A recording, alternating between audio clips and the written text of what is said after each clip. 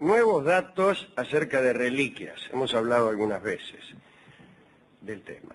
Cuentan algunos historiadores que las reliquias eran una defensa práctica del cristiano contra las actividades malignas de los demonios y que eran las fuentes más nítidas de milagros. Hablamos de estos cachitos de cuerpos o de vestiduras o de objetos íntimos pertenecientes a los santos. Bien.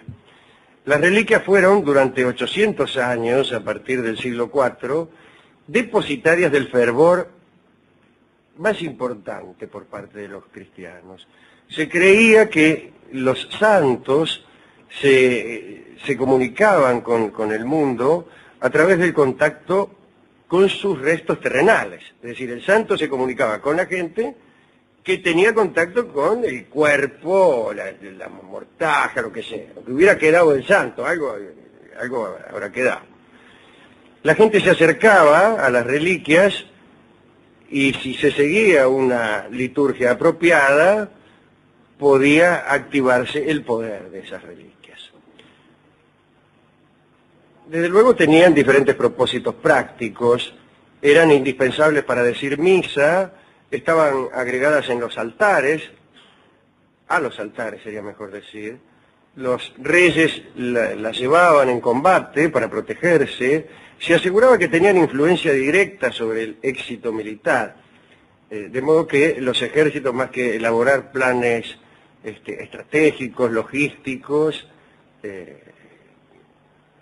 pues juntaban reliquias porque seguramente la victoria iba a corresponder a aquel ejército que tuviera más reliquias. Muchos jefes bárbaros se pasaron al cristianismo, abrazaron el cristianismo, maravillados por el poder que se le otorgaba a los despojos.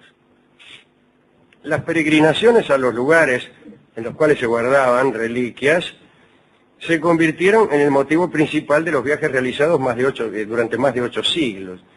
Y esos lugares, gracias a esas reliquias, fueron prósperos. Puede decirse que hubo ciudades que se desarrollaron alrededor de algunos huesos. Las reliquias eran mucho más valiosas que todos los metales preciosos. Una parte enorme del dinero de los reinos estaba invertida en despojos de santos o apóstoles. Los reyes formaban colecciones tan importantes como las que había en las principales iglesias, y ese era el mejor modo para fortalecer su prestigio o su autoridad. Allí donde iban, llevaban consigo las mejores piezas, las mejores reliquias. En el 890, en tiempos de invasión musulmana, el conde de Barcelona era Wilfredo el Peludo. Repito, Wilfredo el Peludo, el hermano de Soler. Se trasladaba a distintos sitios en su carreta, sentado sobre montones de despojos hediondos, discúlpeme, que pertenecían a hombres que el conde consideraba que podían llegar a ser considerados santos. Discúlpeme el abuso del verbo considerar. Antes de que comenzara la disputa por los restos, si es que esto sucedía, él prefería tenerlos cerca. Así que, como quien lleva consigo un tesoro, el conde de Barcelona, como había bronca y había guerra, andaba con las reliquias por ahí, con todos los inconvenientes que esto permite conjeturar. Sobreviven en estos tiempos algunos catálogos de las colecciones.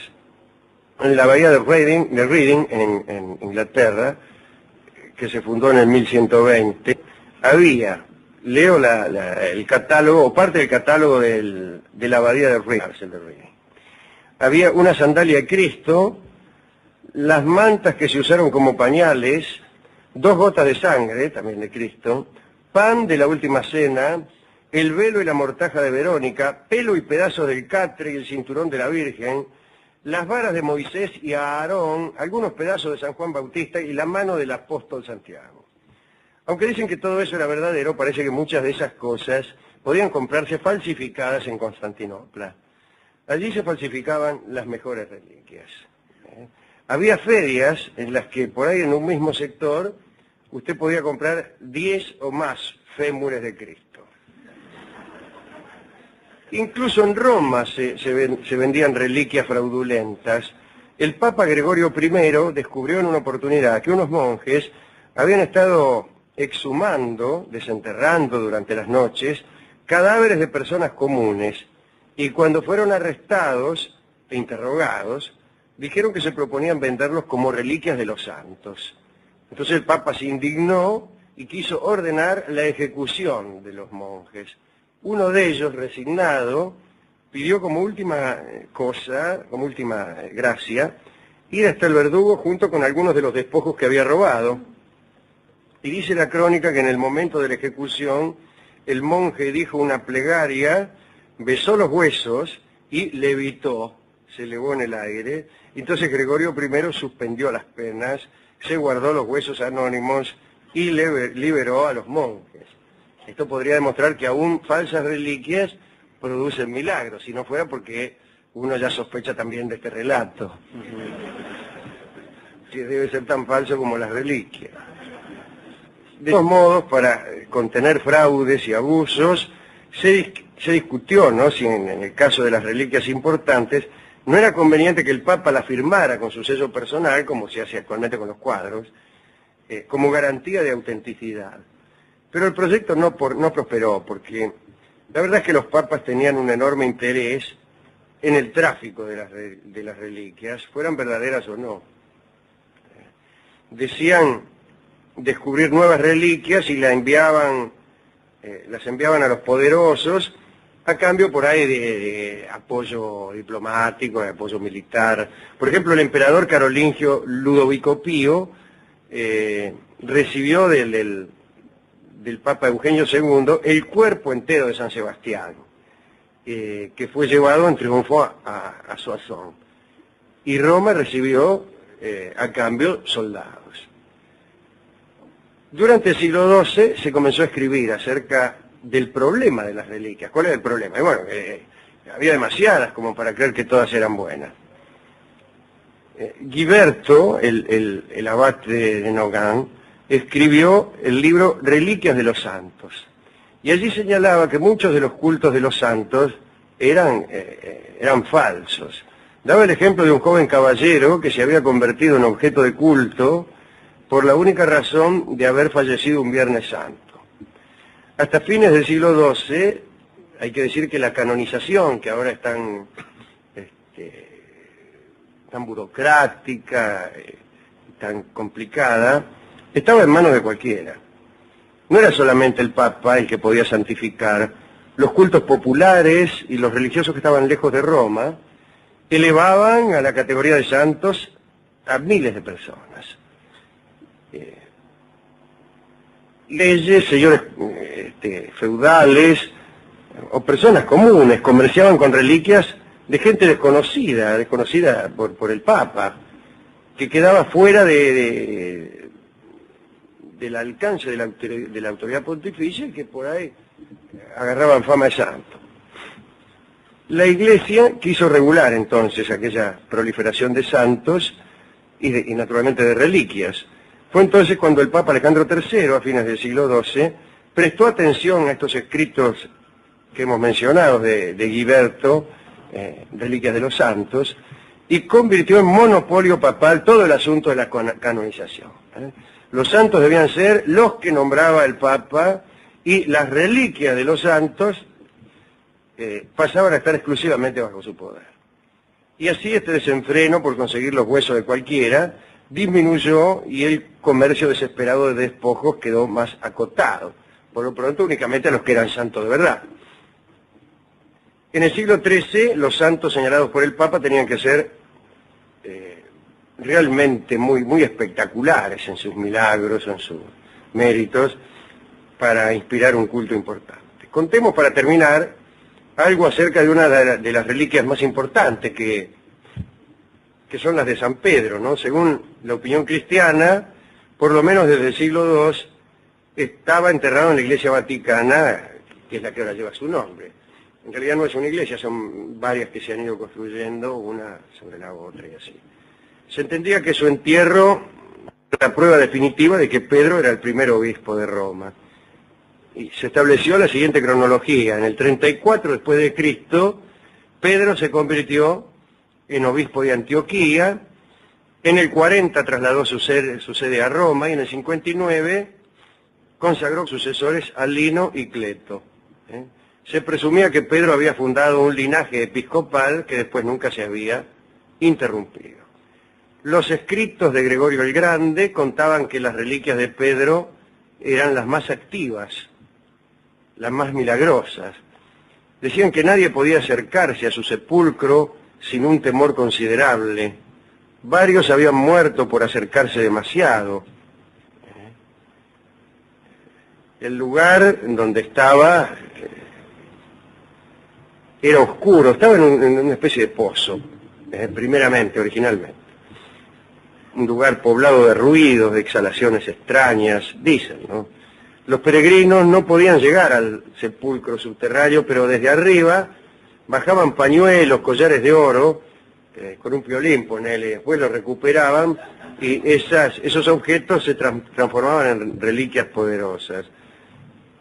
Porque los despojos de Pedro eran los únicos que podían otorgar su santidad a los objetos que se le acercaban. Lamento decir que no es seguro que el cuerpo que todavía está allí en San Pedro sea el de San Pedro. Y ni siquiera es seguro que San Pedro haya estado en Roma. Voltaire duda enérgicamente de este dato. Por empezar, en todas las cartas de San Pablo, que sí estuvo, no hay ni una sola mención a Pedro. No hay ni una sola. Si hubiera estado allí, lo hubiera mencionado. Se aduce, se dice, se refuta este argumento diciendo que después de todo las cartas de San Pablo hablaban de San Pablo, pero no, porque ahí también lo nombra Pedro y cuenta algunas de sus hazañas, ¿no? Hay también, hay 2 o 3 testimonios. Uno, el de Eusebio, es muy fantástico. Dice que no solo fue a Roma, sino que una mano lo llevó desde Antioquía a Roma. O sea que no hizo el viaje por los medios de transporte tradicionales, sino que una mano celestial lo cachó y lo puso en Roma. Hay también una carta que muchos citan, en donde Pedro dice, estoy aquí con fulano y mengano en Babilonia. Entonces, el historiador dice, bueno, cuando dice Babilonia quiso decir Roma. Pero la verdad es que había muchos judíos que iban a Babilonia, y la verdad también es que Pablo dice con toda precisión que a Pedro le habían sido asignados los circuncisos para predicar, y a él, a Pablo, los incircuncisos, que eran los del oeste. Así que era más probable que Abraham estuviera en Babilonia que no que estuviera en Roma. Además, esto de suponer que Pedro hablaba en clave y que cuando decía Babilonia quería decir Roma, es por lo menos demasiado raro. Hay un largo artículo de Voltaire sobre los viajes de San Pedro en el que desconfía no solo de que San Pedro haya muerto en Roma, sino de que haya estado en Roma, circunstancia indispensable para morir allí. Pero no sé, digo lo que dice Voltaire, pero no sé, podríamos hablar un rato. ¿A quién dedicar esta bueno, era San Pedro, que fue crucificado cabeza abajo en Roma, diga lo que diga Voltaire, junto a San Pablo, los dos, ¿no es cierto?, por Nerón, una gran siete.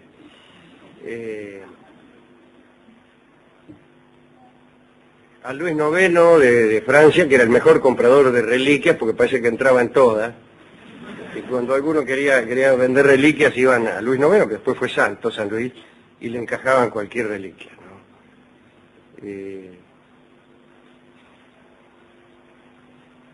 Hemos ido a la discoteca en busca de reliquias. Reliquia ahora se le llama a las cosas viejas, en este mundo sin fe. Más que sin fe, un mundo que usa las palabras del modo más desprolijo, ¿no? Con la pereza mental propia de las personas incultas. Dice, esta reliquia que tengo aquí, me muestran, no un zapato de San Esteban, sino una revista vieja, que no ha pertenecido a ningún santo, ¿no? Que le pertenece al mismo tipo que me la muestra, la compró 2 años atrás. Bien.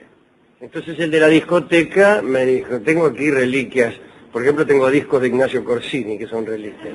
Le digo, ya me diste uno ayer. Sí. No importa, pero este es de santo, dice, es una reliquia de santo porque se llama los jazmines de San Ignacio. Y no está mal pensar que los jazmines de un santo podrían convertirse también en reliquias si no fuera por ese carácter efímero que tienen los jazmines. En general, los objetos destinados a reliquia son objetos de larga duración, huesos, uñas, algunas telas, Sí, pedazos de madera. pedazos de madera, de algunas maderas, ¿no? Madera. Clavos, pero hemos mencionado, sin embargo, como excepción, ese pedazo de pan de la última cena que se vendía 1200 años después de aquel ágape. Fresco no hay. Tiene más suerte que muchos alimentos que compra uno, ¿no?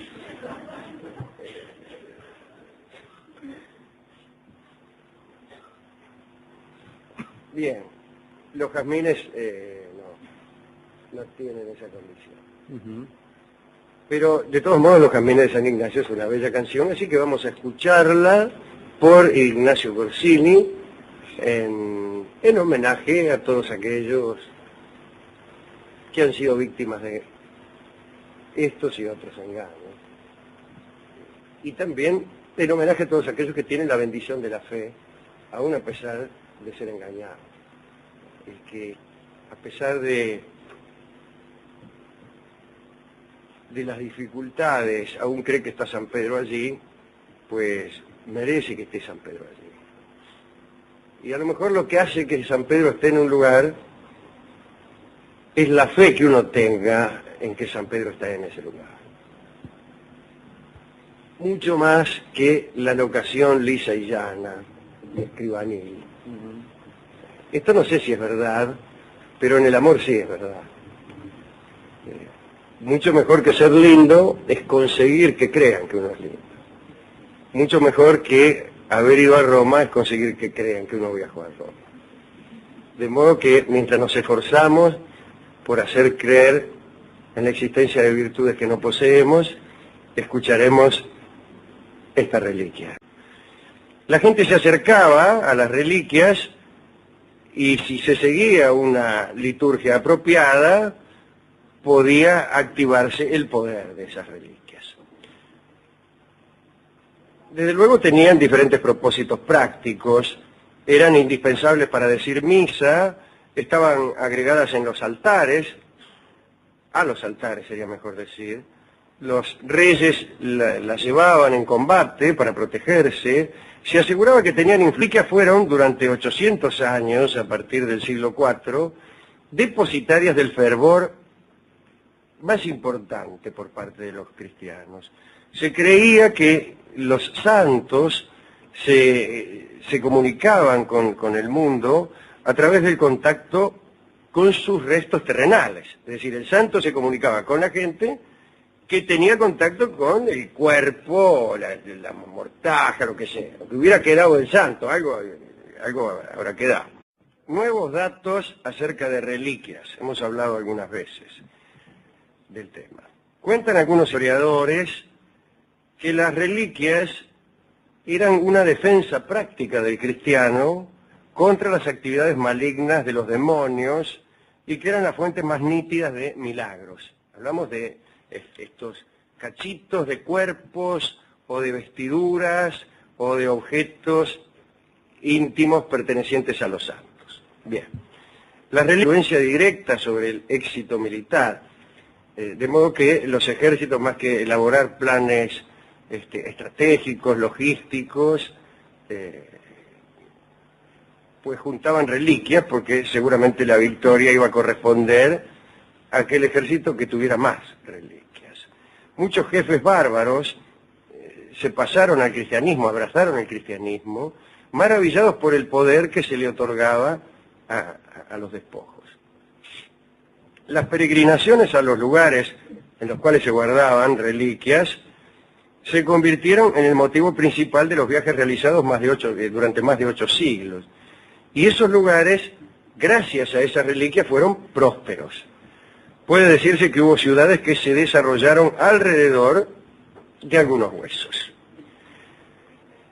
Las reliquias eran mucho más valiosas que todos los metales preciosos.